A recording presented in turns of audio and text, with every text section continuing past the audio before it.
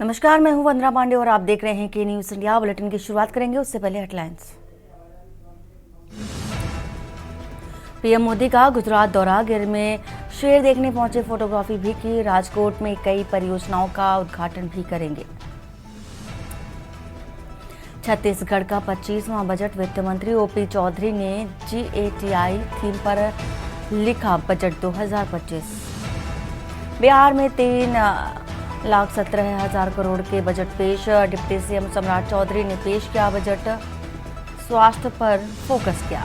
Delhi CM Rekha Gupta ने press conference कर दी budget सत्र की जानकारी। 24-26 मार्च के बीच होगा बजट सत्र। 90 घंटे काम करने की सलाह देने वालों पर भड़के अखिलेश यादव, कहा वर्क एंड लाइफ का बैलेंस ही मानसिक रूप से स्वस्थ वातावरण बना सकता है। लखनऊ में बिजली कर्मचारियों का प्रदेशव्यापी प्रदर्शन, निजीकरण के विरोध में शक्ति भवन घेरा, लगा रहे मुर्दाबाद के नारे। आप देख रहे हैं के न्यूज, खबरों का सारथी। और इसी बीच राजधानी लखनऊ से आ रही है खबर, जहां पर निजीकरण के खिलाफ विरोध प्रदर्शन चल रहा है और सैकड़ों बिजली कर्मचारी शक्ति भवन मुख्यालय में जुटे हुए हैं। शैलेंद्र दुबे और अवधेश वर्मा के नेतृत्व में हल्ला बोल है। प्रदर्शन में बड़ी संख्या में महिला कर्मचारी भी शामिल हुए हैं। तो खबर आपको राजधानी लखनऊ से बता रहे हैं, जहां पर निजीकरण के खिलाफ विरोध प्रदर्शन चल रहा है और साथ ही साथ बिजली कर्मचारियों का प्रदेश भर में विरोध प्रदर्शन जारी है। शैलेंद्र दुबे और अवधेश वर्मा के नेतृत्व में हल्ला बोल है। प्रदेश व्यापी प्रदर्शन चल रहा है। महिला कर्मचारी भी इस प्रदर्शन का हिस्सा बनी हैं।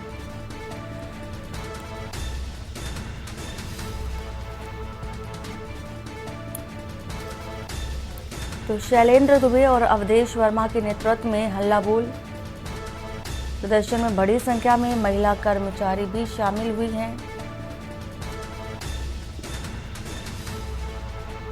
तो निजीकरण के विरोध में प्रदर्शन चल रहा है बिजली कर्मचारियों का।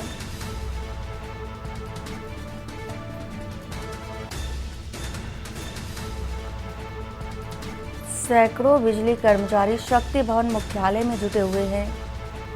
शैलेंद्र दुबे और अवधेश वर्मा के नेतृत्व में हल्ला बोल देखा जा रहा है। भारी संख्या में बिजली कर्मचारी पहुंचे, उनके साथ महिलाएं भी देखी जा सकती हैं।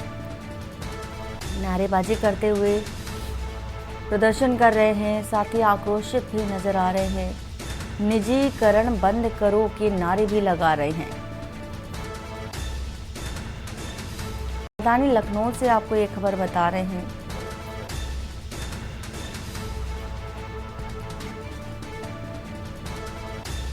निजीकरण के खिलाफ संयुक्त संघर्ष समिति ने प्रदर्शन किया है।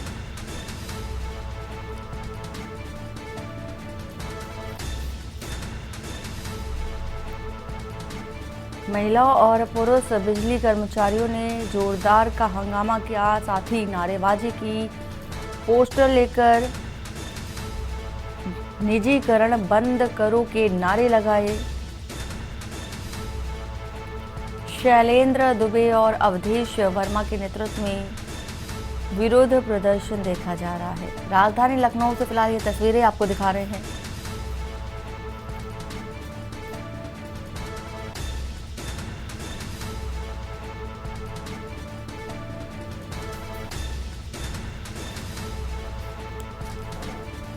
शिवा शर्मा इसी खबर पर है। शिवा, जिस तरह से देखा जा रहा है बिजली कर्मचारियों का प्रदर्शन और साथ ही जो निजीकरण किया जा रहा है उसके खिलाफ एक सुर होकर के विरोध प्रदर्शन महिला और पुरुष कर्मचारी देखे जा सकते हैं राजधानी लखनऊ में। पूरी जानकारी विस्तार से दीजिए।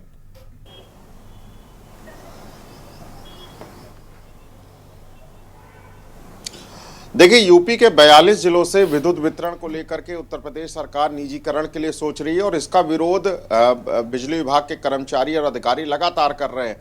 आज 96 दिन हो गया है लगातार बिजली विभाग के जो कर्मचारी हैं अलग अलग पावर हाउस में, विद्युत मध्यांचल में और दक्षिणांचल में हमने धरना प्रदर्शन होते हुए देखा, लेकिन आज लखनऊ के शक्ति भवन पर भारी तादाद में जो कर्मचारी और अधिकारी हैं बिजली विभाग के, वो शक्ति भवन के अंदर, परिसर के अंदर बैठ गए हैं और लगातार मांगे कर रहे हैं कि जो निजीकरण उत्तर प्रदेश में होना है बिजली का, उसको पूरी तरीके से निरस्त किया जाए। आज चूंकि कंसल्टेंट बिड खोली जानी थी शक्ति भवन में, इसको लेकर के तमाम जो कंपनियां थी वो कंसल्टेंट बिड के लिए आगे आनी थी, लेकिन भारी प्रदर्शन को देखते हुए वो बिड टाल दी गई है और इसको 7 दिन आगे बढ़ा करके 10 तारीख तक कर दिया गया है। लेकिन ये टली किसी भी तरीके से नहीं है। कर्मचारी लगातार इसी बात का विरोध कर रहे हैं कि अगर निजीकरण कंपनी का बिजली का अगर हो गया तो उससे ना सिर्फ कर्मचारियों को बल्कि उपभोक्ताओं को भी बहुत ज्यादा परेशानी उठानी पड़ेगी। इसका खास उदाहरण आप देख सकते हैं स्मार्ट मीटर, कि स्मार्ट मीटर जो लोगों के घरों में लगे, या स्मार्ट मीटर की जो तकनीक उत्तर प्रदेश में अपनाई गई वो बहुत ज्यादा सफल नहीं हुई है। इसलिए जो तमाम कर्मचारी और अधिकारी हैं जो संघ से जुड़े हुए, वो आज लखनऊ के शक्ति भवन पर प्रदर्शन कर रहे हैं और जरूर 96 दिन हो चुके हैं, लेकिन इसके बावजूद भी वो कह रहे हैं कि अगर बिजली का निजीकरण नहीं हुआ और आज जो बिडिंग होनी है अगर उस पूरे मामले को टाला नहीं गया तो ये आंदोलन और बड़ा होता चला जाएगा। साफ तौर से उनका कहना है कि इस बार के जो विधानसभा सत्र में बजट में सरकार ने ये चीजें कही कि उत्तर प्रदेश में 2 चीजों में बहुत ज्यादा सुधार हुआ है। पहली चीज कानून व्यवस्था और दूसरी चीज बिजली के क्षेत्र में सुधार। तो कर्मचारी संघ के अध्यक्ष का कहना है कि सरकार ने अगर यही कहा है कि अपनी तरफ से कि अगर इन दिनों में बिजली में सुधार हुआ है तो निजीकरण करने की क्या जरूरत है। लेकिन निजीकरण लाने के लिए ये बार बार कंपनियां कह रही हैं कि हम निजीकरण अगर करेंगे तो उससे सुविधा होगी कि हम 24 घंटे बेहतर बिजली देंगे। लेकिन कर्मचारी और अधिकारी इस बात को कहते हैं बिजली में कि हम 24 पहले से ही बिजली दे रहे हैं, तो निजीकरण करने के बाद में 24 घंटे बिजली देगा। जब हम ही इन सारी चीजों को प्रोवाइड कर रहे हैं तो निजीकरण करने का मतलब क्या है। इसलिए बिजली विभाग का जो निजीकरण है उसके विरोध में तमाम कर्मचारी, तमाम तरीके जो अधिकारी हैं, जो संगठन से जुड़े हुए लोग हैं, वो लगातार प्रदर्शन कर रहे हैं और अगर इनकी बातें अगर सरकार नहीं मानती है तो ये एक बड़ा रूप ले सकता है आंदोलन के रूप में। शिवा, जिस तरह से आपने बताया कि 96 लगातार भी कर रहे हैं और निजीकरण के खिलाफ, लेकिन जिस तरह से जो प्राइवेट कंपनियां हैं उनका कहना है कि जब निजीकरण हो जाएगा तो 24 घंटे बिजली जो है वो मुहैया कराएंगे। कि जो प्रदर्शन कर रहे कर्मचारी है वो कह रहे हैं कि हम तो बिजली 24 घंटे दे रहे हैं, फिर इसकी आवश्यकता क्यों पड़ गई निजीकरण करने की।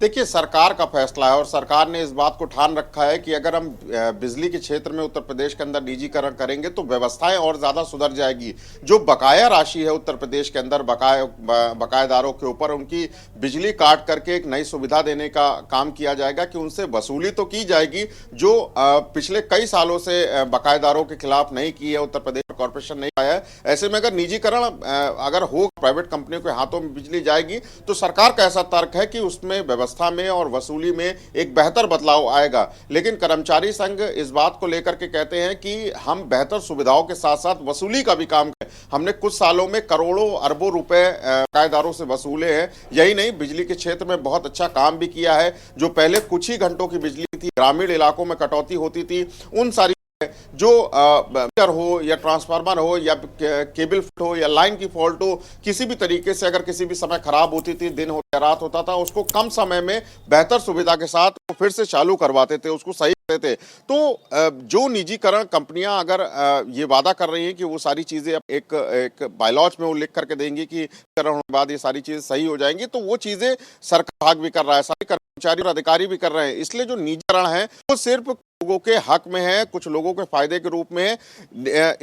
अगर इस क्षेत्र में निजीकरण होता है तो उससे नुकसान न सिर्फ सरकारी कर्मचारी और अधिकारियों का है बल्कि उपभोक्ताओं को भी है। उपभोक्ताओं को ज्यादा दरों से जो बिजली का जो भुगतान है करना पड़ेगा। इसीलिए वो लगातार कह रहे हैं, सरकार से मांग भी कर रहे हैं कि इस निजीकरण को ना किया जाए। जो बेहतर सुविधा निजीकरण दावे कर रही हैं वो बेहतर सुविधा कर्मचारी और अधिकारी अपने रोजमर्रा की जिंदगी में ला करके और ज्यादा बेहतर सुविधा देंगे। सरकार इस प्रपोजल को फिर एक तरीके से देखे, फिर उस पर विचार करे और निजीकरण का जो इन्होंने फैसला अपनाया है उसको वापस ले। और जरूर इस बात का कर्मचारियों ने भी आश्वासन दिया सरकार को कि जो उनसे गलतियां होती आई है, किसी भी तरीके की अगर फॉल्ट है तो उसको हम सुधारने का प्रयास करेंगे अपने कर्मचारियों और अधिकारी माध्यम से। लेकिन अगर निजीकरण होगा तो उत्तर प्रदेश में न सिर्फ सरकारी कर्मचारी और अधिकारी बल्कि उपभोक्ता भी परेशान हो जाएंगे।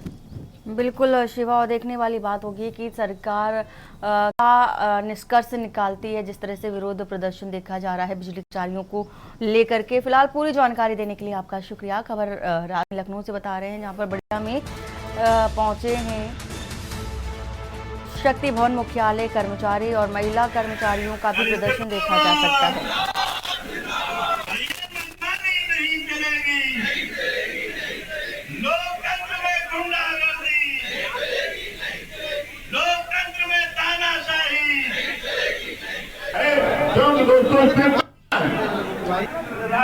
उसमें से दोनों कंसल्टेंट कंपनियां, एक टाटा के साथ काम कर रही है और एक अडानी के साथ काम कर रही है। उन 7 कंसल्टेंट कंपनियों में से केवल 2 कंसल्टेंट कंपनियां आई। का महीना है, मैं बहुत ज्यादा। और दिल्ली से इस बीच आ रही है खबर, जहां पर आईपीएस हिमांशु कुमार को आईटीबीपी में तैनाती दी गई है। डीआईजी आईटीबीपी होंगे हिमांशु कुमार, और कुछ दिन पहले ही यूपी से एनओसी मिली थी। यूपी कैडर के आईपीएस हैं हिमांशु कुमार। दिल्ली से आपको ये खबर बता रहे हैं, कुछ दिन पहले यूपी एनओसी मिली थी और यूपी कैडर के आईपीएस अधिकारी भी हैं हिमांशु कुमार। तो हिमांशु कुमार को आईटीबीपी में तैनाती दी गई है।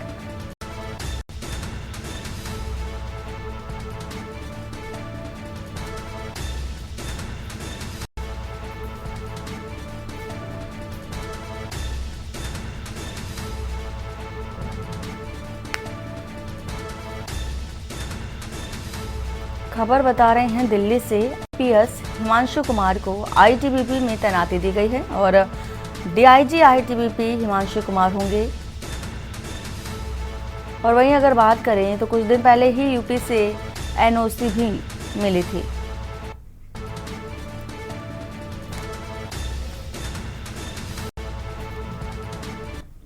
हमीरपुर से खबर, जहां पर 12वीं की छात्रा फांसी लगा करके आत्महत्या कर ली है। छेड़खानी से परेशान थी इंटर की छात्रा और कमरे में रस्सी से फांसी लगा करके आत्महत्या कर ली। छात्रा ने अपने पिता से छेड़खानी बात भी बताई थी। हमीरपुर से खबर आपको बता रहे हैं इस वक्त की, पुलिस ने छात्रा का जो शव है उसको पोस्टमार्टम के लिए भेज दिया है। पुलिस ने तहरीर पर मामले की भी जांच शुरू कर दी है। मौदाहा कोतवाली क्षेत्र मराठीपुरा इलाके का ये मामला बताया जा रहा है।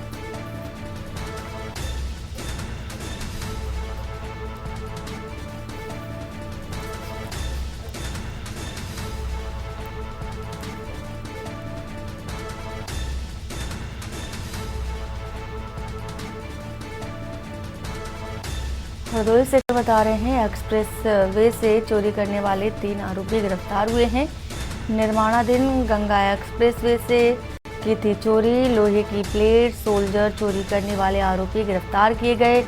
तीनों आरोपी लखीमपुर जनपद के रहने वाले हैं। ठेकेदार की तहरीर पर मुकदमा भी दर्ज किया गया था।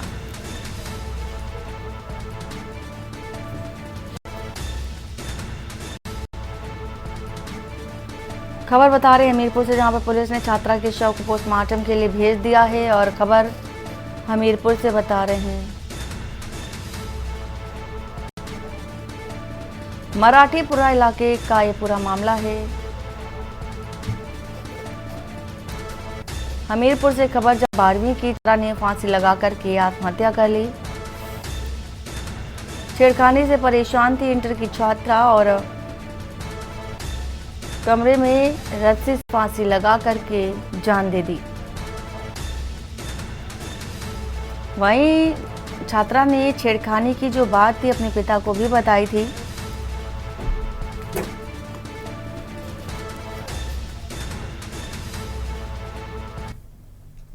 फांसी लगा लेने पाटनपुर का लड़का है। क्या नाम है?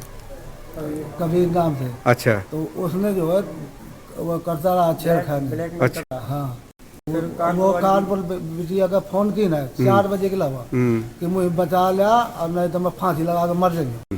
बस इतनी खबर कहो है। हमें करीबन आज 7:30 बजे 7:45 बजे खबर चौराहे में पहुंची है। घर वाली ने पी ना, तो हम आए हैं, देखे तो बिटिया को उतारे धैरा, तो हम अपन सीधे लेके अस्पताल चले गए। डॉक्टर ने क्या बताया? डॉक्टर ने मृत्यु घोषित कर दी। और हरदोई पर जहां पर एक्सप्रेसवे से चोरी करने वाले 3 आरोपी गिरफ्तार किए गए। निर्माणाधीन गंगा एक्सप्रेसवे से चोरी की थी लोहे की प्लेट सोल्जर चोरी करने वाले आरोपी गिरफ्तार किए हैं। लखीमपुर जनपद के रहने वाले हैं चोर और ठेकेदार की तहरीर पर मुकदमा भी दर्ज हुआ था। पाली कोतवाली पुलिस को आरोपियों को पकड़ने में सफलता मिली है।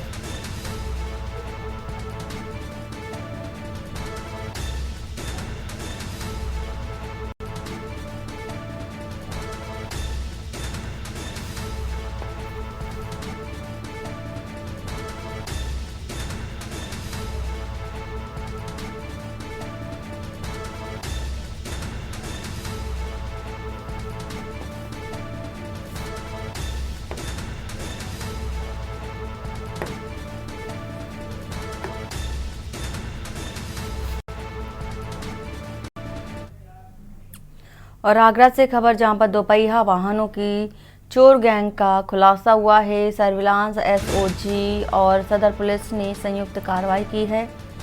दोपहिया वाहनों की चोरी करने वाले गैंग का खुलासा हुआ है। संलिप्त 3 अभियुक्तों को पुलिस ने गिरफ्तार किया और अन्य फरार की भी तलाश जारी है। मोटरसाइकिल को पार्ट्स में करके बेचते थे आरोपी और इनके एक अन्य जो साथी है वो फरार है, जिसकी तलाश की जा रही है।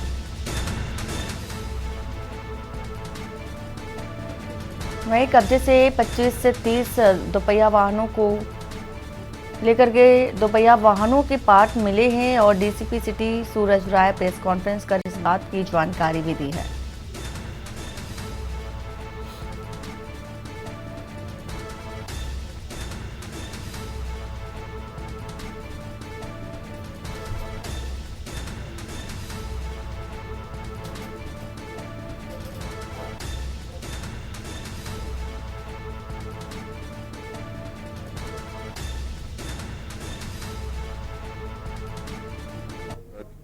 एसीपी सदर के नेतृत्व में एसओजी सर्विलांस सिटी जोन और थाना सदर पुलिस की टीम ने एक गैंग का पर्दाफाश किया है जो अवैध रूप से वाहन चोरी एवं वाहन कटान करने का काम करता था।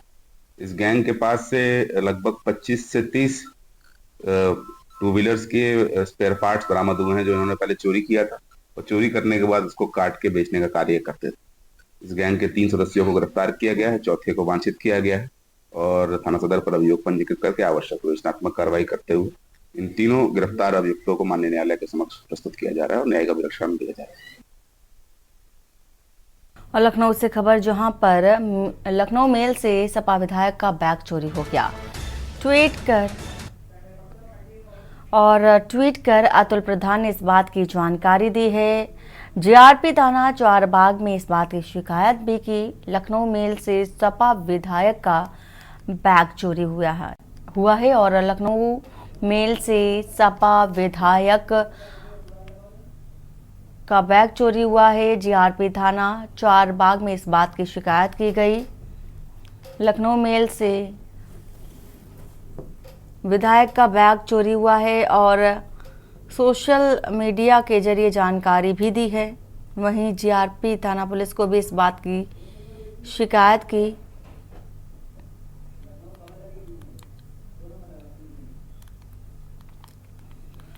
तो लखनऊ मेल से सपा विधायक का बैग चोरी हुआ है। ट्वीट कर सपा विधायक अतुल प्रधान ने इस बात की जानकारी दी है। और वक्त हो चला एक छोटे से ब्रेक का। ब्रेक के बाद जल्द हाजिर होते हैं। आप देख रहे हैं के न्यूज, खबरों का सारथी। और ब्रेक के बाद आपका स्वागत है। इसी बीच आ रही है लखनऊ से खबर। सपा विधायक का बैग चोरी हुआ है मेल से। लखनऊ मेल से सपा विधायक का बैग चोरी हुआ है और ट्वीट कर अतुल प्रधान ने इस बात की जानकारी दी है।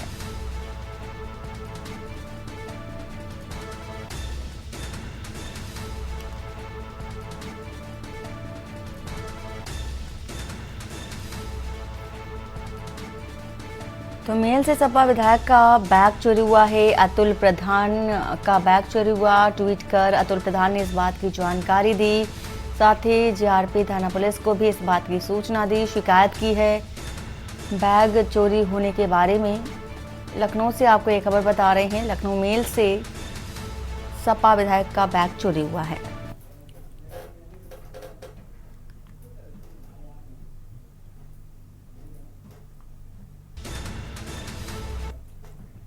वहीं शाहजहांपुर से खबर, जहां पर ट्रैक्टर ट्रॉली से टक्कर मारकर गार्ड की टांगें तोड़ दी गई। सिक्योरिटी गार्ड की टक्कर मारकर दोनों टांगें तोड़ी गई हैं। घटना का सीसीटीवी फुटेज भी वायरल हो रहा है। परिजनों के मुताबिक गार्ड के भाई से हुआ था विवाद।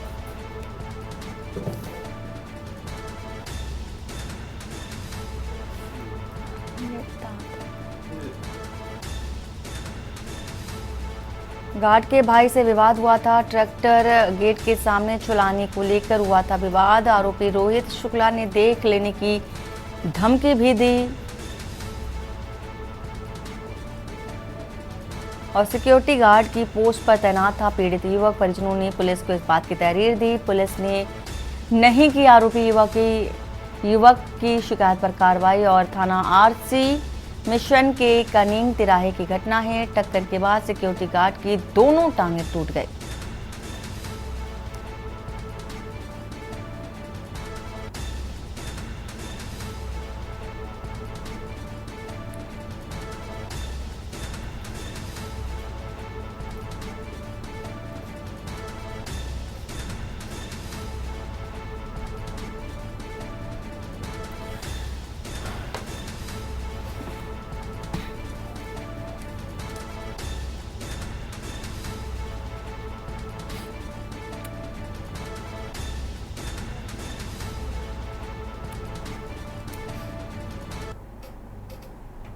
और शाहजहांपुर से आपको दिखा रहे थे खबर। इसके बाद हरदोई से आ रही है खबर, जहां पर आग लगने से झोपड़ियां जलकर खाक हो गई हैं। हादसे में बाल बाल बचे 3 परिवार, लाखों रुपए का सामान जलकर खाक हो गया है। ग्रामीणों ने कड़ी मशक्कत के बाद आग पर काबू पाया। वहीं आग लगने का कारण स्पष्ट नहीं हो सका है। अरवल कोतवाली क्षेत्र के मोर्चा रामनगर गांव का ये पूरा मामला है, जहां पर भीषण आग लग गई। तो भारी नुकसान भी बताया जा रहा है। ग्रामीणों ने काफी मशक्कत की आग पर काबू पाने की। फिलहाल आग कैसे लगी है, इस वजह का पता भी नहीं चल सका है। अरवल कोतवाली क्षेत्र के मोर्चा रामनगर गांव की ये घटना है, जहां पर झोपड़ियों में आग लग गई। और गनीमत रही कि बाल बाल बच्चे हैं, परिवार पूरी तरह से सेफ है। लाखों रुपए का नुकसान हालांकि जताया जा रहा है।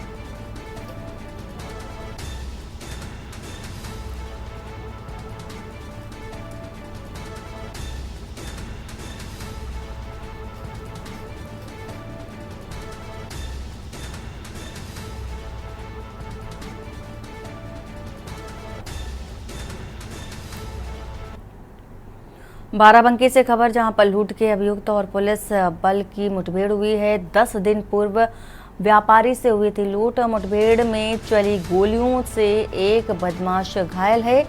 अंधेरे का फायदा उठाकर दूसरा साथी भी फरार है।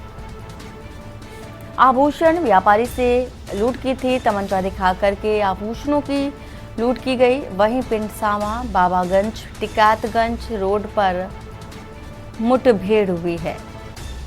गिरफ्तार बदमाश पर दर्जनों मुकदमे भी दर्ज हैं।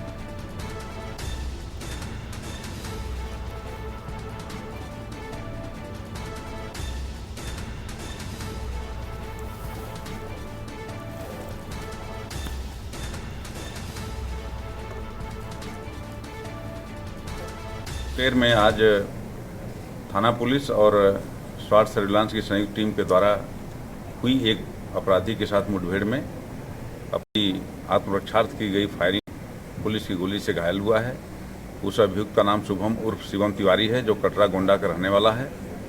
पूछताछ में जानकारी मिली कि यह अपराधी बहुत ही शातिर अपराधी है, जिस पर लगभग 18 अभियोग लूट और एनडीपीएस आदि के पंजीकृत हैं, जो जनपद गोंडा, जनपद बाराबंकी और जनपद लखनऊ में पंजीकृत हैं।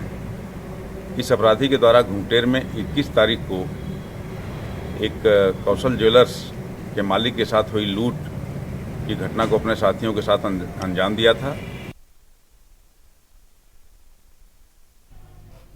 हरदोई से खबर, जहां पर छेड़छाड़ मामले में 2 आरोपी गिरफ्तार किए गए। पुलिस ने मुकुल व देश दीपक को गिरफ्तार किया। पीड़िता की तहरीर पर मुकदमा भी दर्ज हुआ था, पंजीकृत भी किया गया। पंजीकृत का आधा दर्जन लोगों ने मारपीट और छेड़खानी का आरोप भी लगा रहे हैं। पुलिस ने 2 आरोपियों को गिरफ्तार कर कार्रवाई भी शुरू कर दी है। हरदोई के मल्लावा कोतवाली क्षेत्र का ये पूरा मामला है।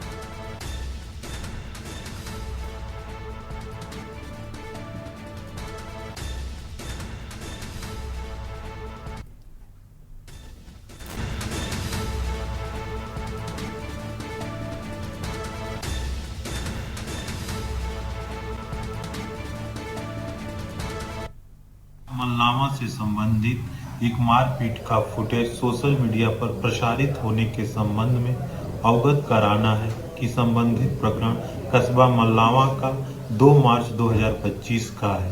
पीड़िता द्वारा थाने पर उसके साथ 5-6 व्यक्तियों द्वारा मारपीट किए जाने की सूचना दी गई। प्राप्त सूचना पर तत्काल अभियोग पंजीकृत कर लिया गया है। फुटेज में दिख रहे 2 व्यक्तियों को हिरासत में लिया गया है। प्रकरण में अग्रेतर आवश्यक वैधानिक कार्रवाई प्रचलित है। ने महिला को जमकर पीटा है। पिटाई का वीडियो सीसीटीवी कैमरे में भी कैद हो गया। महिला की जमीन पर पेशाब कर रहे थे दबंग युवक और पेशाब ना करने के लिए महिला ने रोका और नाराज दबंगों ने महिला की जमकर पिटाई कर दी है। वहीं पीड़ित महिला ने पुलिस पर गंभीर आरोप लगाए हैं। आरोपियों को पकड़कर छोड़ने का भी आरोप लगाया है। मल्लावा कोतवाली क्षेत्र के कस्बे का ये पूरा मामला है। तो हरदोई खबर, दबंगों ने महिला के साथ पिटाई की है। पिटाई का वीडियो सीसीटीवी में कैद हो गया। महिला की जमीन पर पेशाब कर रहे थे दबंग युवक और पेशाब ना करने के लिए महिला ने रोका, जिसको लेकर मारपीट कर दी। तो नाराज दबंगों ने महिला की जमकर पिटाई की है। सीसीटीवी में सारी करतूत कैद हो गई और पुलिस पर भी गंभीर आरोप है कि पुलिस ने आरोपियों को छोड़ दिया शिकायत के बावजूद। मल्लावा कोतवाली क्षेत्र के कस्बे का ये पूरा मामला है। तस्वीर भी आपको दिखा रहे हैं।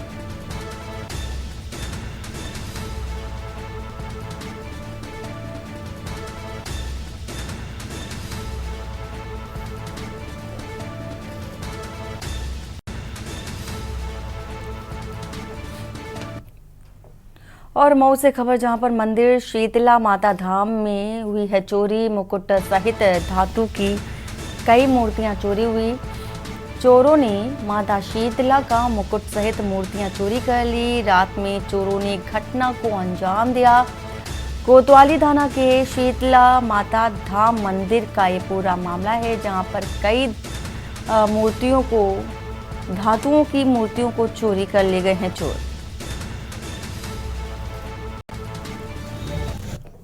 मंदिर में जो है, जब पुजारी जी आए तो वहाँ सब सामान जो है सब चोरी हो गया। कब की बात है? ये रात की बात है क्या बजे? कि 11 बजे उसमें हले हैं सर, 11:55 पे निकले हैं सर। अच्छा, क्या क्या चुराए हैं? अब माता जी का सभी सामान सब लेके चले गए। सब? तब माता जी का बिंदी मंटिका सब नोच नाच के सब, ऊपर जितने मुकुट थे सब, उसमें छोटी छोटी मूर्तियाँ थी वो सब। किस चीज़ की थी मूर्ति? उसमें दुर्गा जी की मूर्ति थी, गणेश जी की मूर्ति, विष्णु भगवान की मूर्ति थी।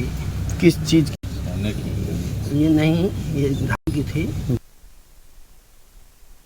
कानपुर पर जहां पर कानपुर में सड़क हादसा हुआ, सजेती में मार्शल और कार की टक्कर हो गई और टक्कर से एक की मौत हो गई है, 12 घायल बताए जा रहे हैं।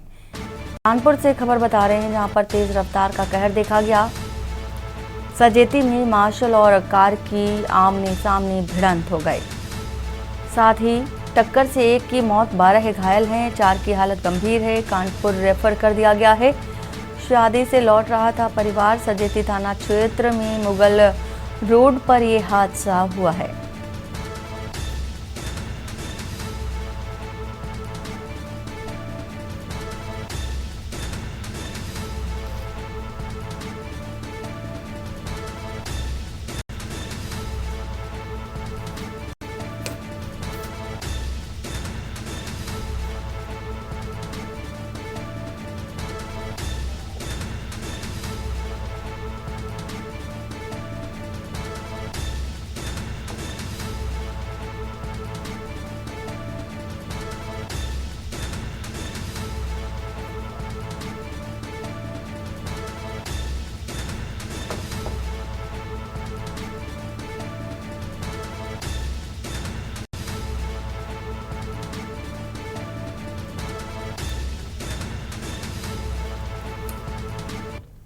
हमीरपुर से खबर जहां पर लापरवाही बरतने वाले शिक्षक पर डीएम की गाज गिरी है। आनंद कुमार और रतन लाल दोनों शिक्षकों की बड़ी लापरवाही सामने आई। परीक्षा जैसे कार्यों में लापरवाही बरतने पर निलंबन किया गया है। परीक्षा में छात्रों को गलत प्रश्न पत्र करने पर कार्रवाई भी की गई। केंद्र व्यवस्थापक से स्पष्टीकरण किया गया है तलब और डीएम के आदेश पर जिला बेसिक शिक्षा अधिकारी ने कार्रवाई की है। वहीं परीक्षा केंद्र राजकीय इंटर कॉलेज मुस्कुरा का ये पूरा मामला है जहां पर जिलाधिकारी ने कड़ा एक्शन लिया है।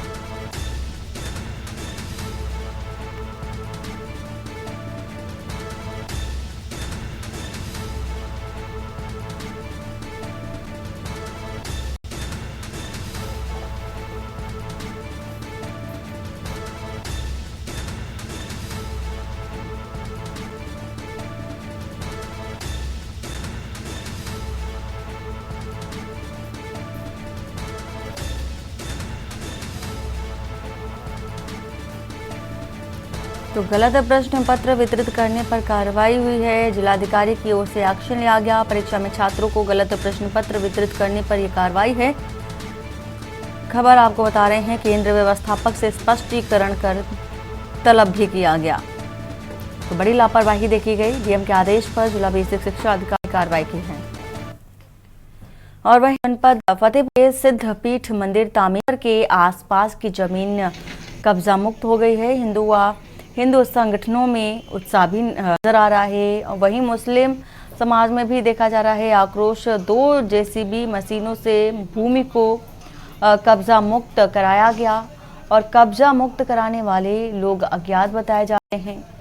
बता दें कि जनपद फतेहपुर के सिद्धपीठ मंदिर तामेश्वर बाबा के आसपास लंबे समय से मुस्लिम समाज के लोगों की कुछ मज़ारें बनी हुई थी और उस समय उस पर मुस्लिम समुदाय के लोगों का कब्जा भी था, जिसको 1 मार्च 2025 दोपहर कुछ अज्ञात लोगों ने 2 जेसीबी मशीन लेकर उन मज़ारों को गिराकर मंदिर की भूमि पर कब्जा मुक्त करार दी गई है। इसके बाद से जिले में चर्चा का बाजार बेहद गर्म है। वहीं मुस्लिम समुदाय के लोगों ने आक्रोश देखने को मिल रहे। बात करें अगर हिंदू संगठन व हिंदू समाज की, तो उनका कहना है कि यह भूमि पुराने समय रामेश्वर मंदिर की थी, जो गलत सरकार के समय में गलत तरीके से कब्रिस्तान में दर्ज कराई गई थी। हमेशा से ही मुस्लिम समाज के लोग मंदिर के आसपास ही ऐसी अराजकता करके जमीनों को कब्जा कराते हैं। मामले में अगर जिला प्रशासन की बात करें तो अभी तक किसी प्रकार की कोई प्रतिक्रिया जिला प्रशासन से नहीं दी गई है और ना ही किसी प्रकार का कोई आदेश हुआ है। आमचा में जिला प्रशासन का कहना है कि जिसने भी यह कार्य किया है उनके मुकदमे लिखे जाएंगे, लेकिन केवल ये बात चर्चा पर ही सीमित है। वहीं विश्व हिंदू परिषद के प्रांत उपाध्यक्ष वीरेंद्र पांडे का कहना है कि पूर्व समय में भी यह जमीन हमारे सनातन धर्म के सिद्धपीठ मंदिर तामेश्वर की ही थी।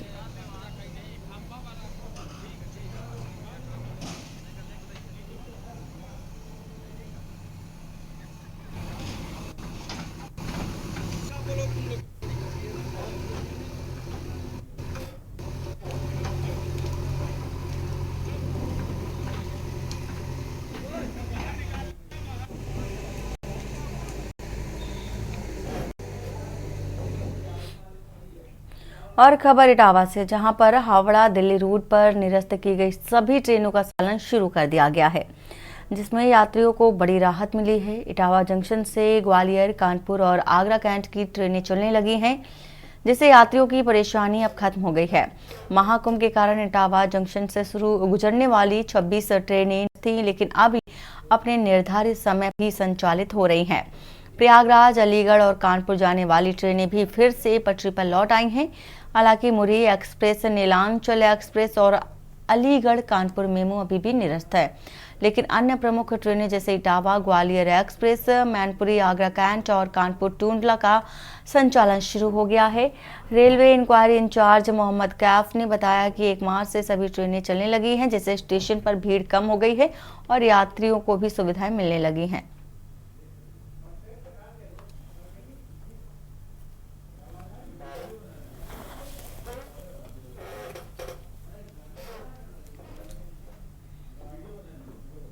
जो रेलवे स्टेशन की जो गाड़ियाँ अभी तक वो हो गई थी, निरस्त कर दी गई थी, क्या वो गाड़ियाँ स्टार्ट हो गई हैं? हाँ, सभी स्टार्ट हो गई थी 1 तारीख से।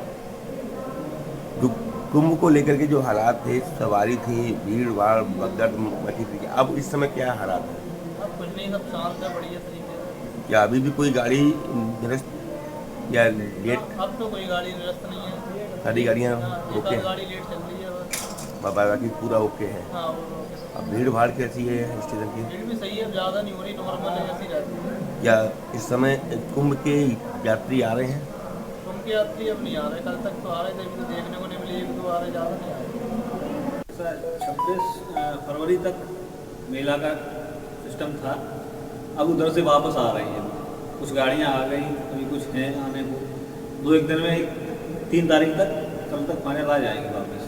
जो करीबन 1 हफ्ते पहले यहाँ भगदड़ थी, भीड़ भाड़ थी, अब क्या हालात हैं इस समय? ठीक है, अब नहीं है वो हालात? गाड़ियाँ भी नहीं है तो गाड़ी भी वापस आ जाएगी। अभी कितने रोडवेज की बसें और रह गई होंगी? करीब रह गई 30 गाड़ी रह गई। 30 गाड़ियाँ भी और रह गई हैं।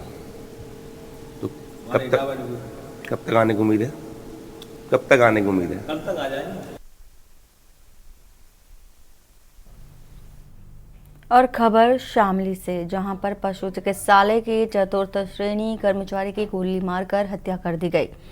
गांव गढ़ी श्याम निवासी देवराज गंगेरू पशु चिकित्सालय में 4th श्रेणी कर्मचारी के पद पर कार्यरत थे। वह अपने परिवार समेत गंगेरू पशु चिकित्सालय में सरकारी क्वार्टर में रहते थे। रविवार रात को वह बाइक से दूध लेने के लिए करीब 1.5 किलोमीटर दूर स्थित अपने गांव गढ़ी श्याम जा रहे थे। जब वह रास्ते में गांव गढ़ी श्याम से पहले कब्रिस्तान के निकट पहुंचे तो बदमाशों ने उसे रोक लिया और सिर में सटाकर गोली मार दी। इसके बाद बदमाश मौके से फरार हो गए। गोली चलने की आवाज़ सुनकर आसपास के लोग मौके पर पहुंचे और पुलिस को घटना की जानकारी दी। पुलिस जांच पड़ताल में जुट गई है। इस मामले में परिजनों की तरफ से अभी पुलिस को तहरीर भी नहीं दी गई है।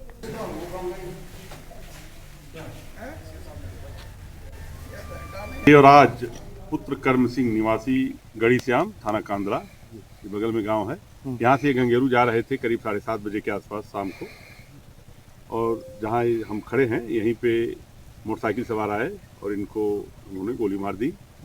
इनको इलाज के लिए अस्पताल ले जाया गया है, जहाँ उनका देहांत हो गया है। बाइक पर कितने बदमाश थे सर?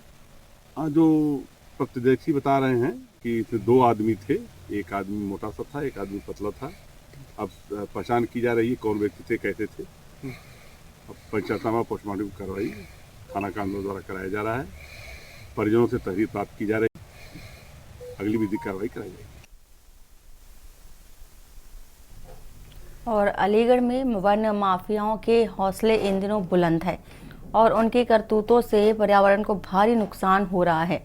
वन विभाग के जिम्मेदार अधिकारियों की मिलीभगत से सूखे पेड़ों के नाम पर हरे पेड़ों का अवैध कटान किया जा रहा है। मामला अलीगढ़ के थाना हरदुआगंज क्षेत्र के जलाली का है और जहां पर वन माफिया धड़ल्ले से पेड़ों की अंधाधुंध कटाई कर रहे हैं।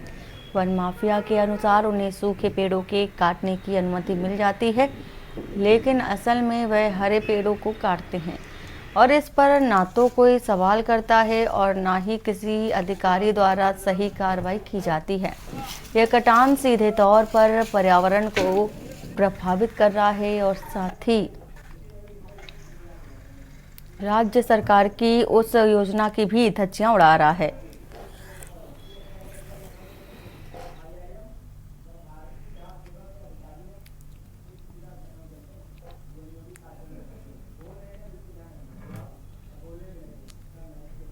और सीधा चलते हैं राजधानी लखनऊ, जहां पर एक कार्यक्रम में पहुंचे हैं सीएम योगी आदित्यनाथ। क्या कह रहे हैं, सुन लेते हैं।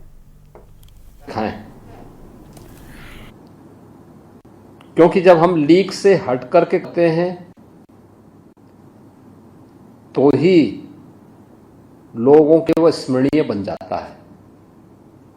जब हम लकीर का फकीर बनते हैं तो लोग उसको कोई महत्व नहीं देते हैं।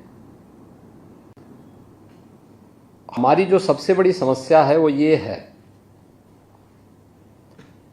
कि हम समस्या के बारे में ज़्यादा सोचते हैं और जब भी हम समस्या के बारे में सोचते हैं तो हमें कोई ना कोई बहाना मिलता है। लेकिन जब हम समाधान की तरफ जाते हैं तो उसके अनेक रास्ते मिलते हैं और यही समाधान ही इनोवेशन है। प्रयागराज कुंभ 2019 में यही बात हमारे सामने थी। मार्च 2017 में हमारी सरकार बनी थी।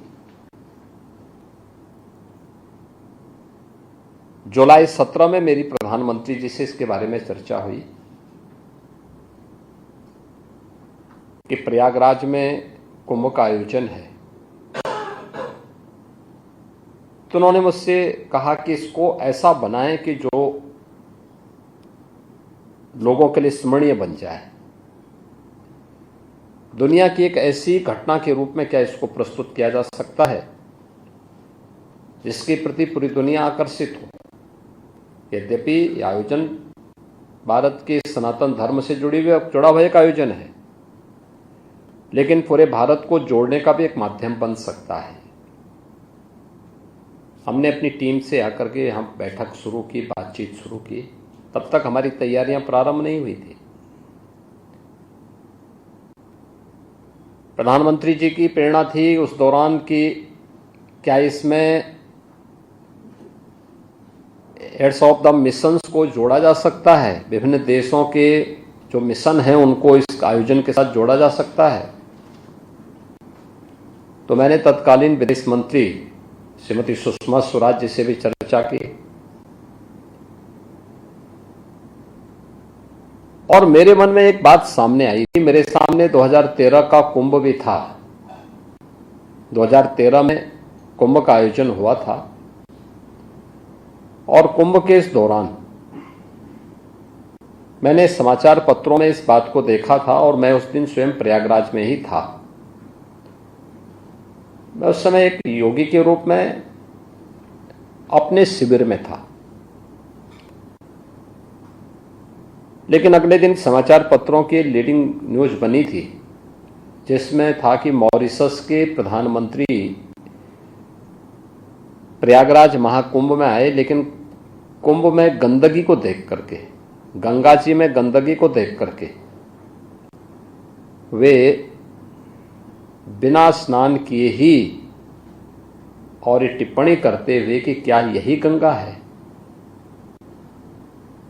और ये कहते हुए वे दूर से ही प्रणाम करते हुए चले गए। तो मेरे मन में ये बात आई कि एक देश के राष्ट्राध्यक्ष हमारे आयोजन में भाग लेने के लिए आए और उनकी भावनाएं आहत हुई। इसका मतलब हमारे आयोजन में कोई कमी थी। उस कमी का निवारण हो, हमें उस पर ध्यान देना होगा, न कि उस कमी को बार बार कुरेदना। और फिर हमने इस बारे में कहा, क्योंकि मुझे उससे पहले कई बार कुंभ के आयोजन के साथ जुड़ने का अवसर प्राप्त हुआ था, तो मैंने इस बारे में कहा। मैंने कहा देखिए होता क्या था वहां पे, जैसे शौचालय भी बनते थे, तो पूरा आयोजन तो गंगा के तट पर बालू में होता है, तो सीट को बालू में ऐसे डाल दिया जाता था और अधिक दिनों, जैसे सप्ताह 10 दिन कोई व्यक्ति रहे तो वहां बदबू आनी शुरू होती थी और उसके बाद मक्खी मच्छर ये सब शुरू होते थे, फिर बीमारी शुरू होती थी। तो हम लोगों ने इस बारे में कहा क्या कोई समाधान हो सकता है कि हम लोग ऐसे टॉयलेट बनाएं जिनकी नियमित रूप से सफाई हो सके। बालू में डालने की बजाय उन्हें हम नियमित रूप से सफाई करने की व्यवस्था कर सकें। तो इसमें खर्चा ज़्यादा आ रहा था, लेकिन उस समय गडकरी जी से हमने चर्चा की तो उन्होंने कहा कि हम सपोर्ट करेंगे। हम लोगों ने उस समय 1 लाख टॉयलेट ऐसे तैयार करवाए और उन्हें उतने ही टॉयलेट थे, उतने टैंक भी बनाए, तैयार किए गए और नियमित रूप से उनकी सफाई के कार्यक्रम को उसके साथ जोड़ा गया है। ये कहीं भी एक भी सीवर या एक भी टॉयलेट का कोई भी लिक्विड गंगा या यमुना नदी में नहीं जाना चाहिए। स्वच्छता के लिए कर्मचारी तैनात किए गए और ये राउंड द क्लॉक सफाई होगी।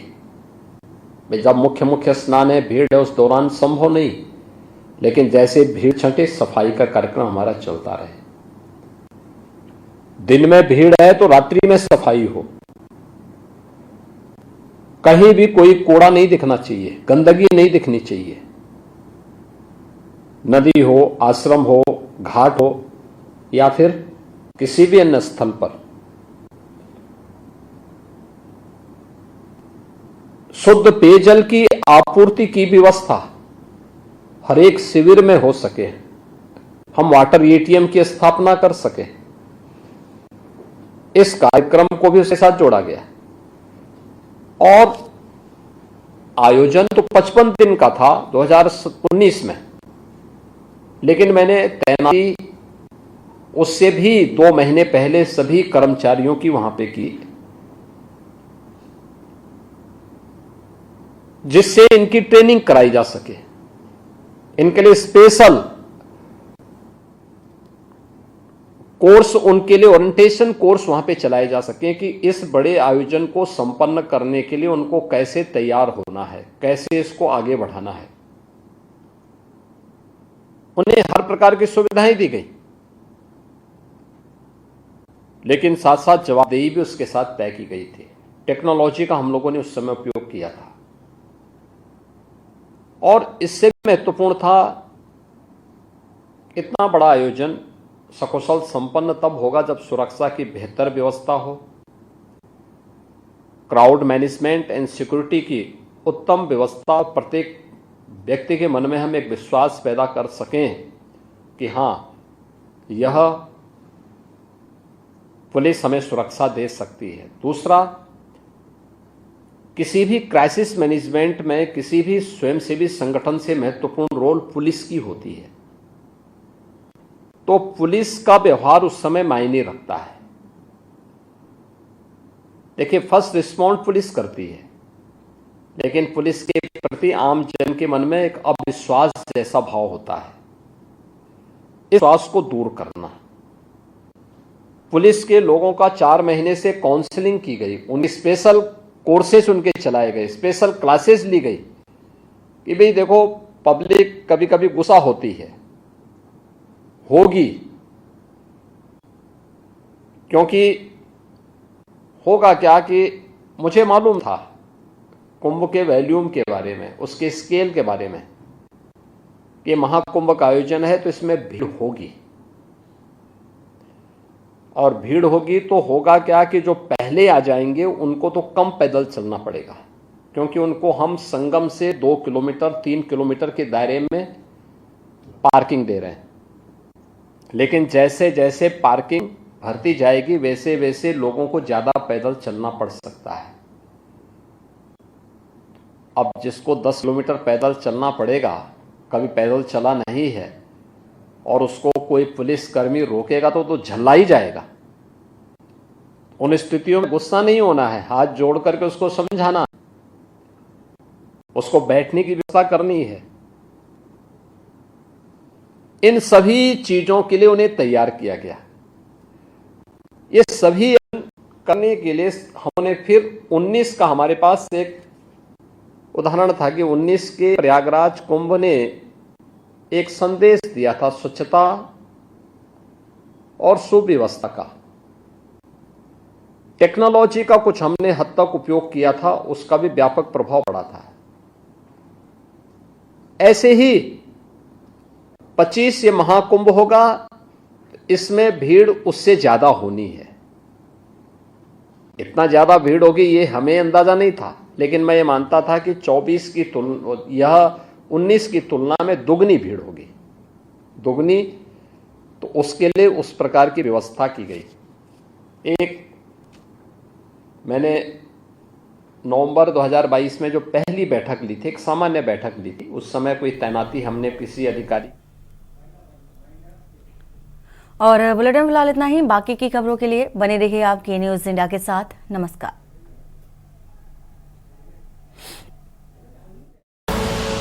आप देख रहे हैं के न्यूज, खबरों का सारथी।